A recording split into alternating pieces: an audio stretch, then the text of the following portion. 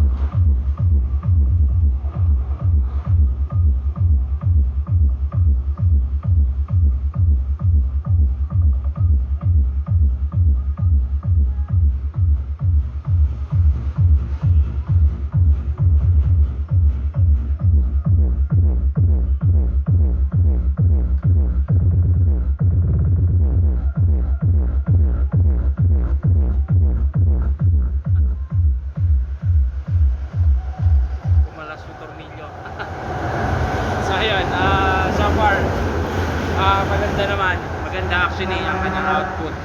Sobrang lambot ng kanyang bass. So, malambot naman talaga yung bass ng Targa since subwoofer talaga yung kanyang design. Ayan. Ganyan yung kanyang output sa 8 ohms load. Parallel connection.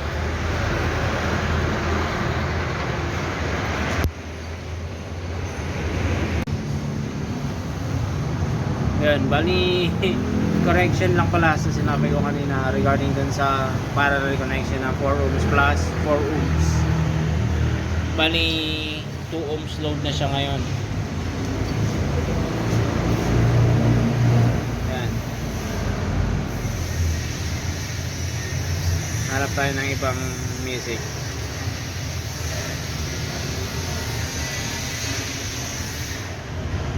Ito, bass boosted. Mayroon tayo ng music.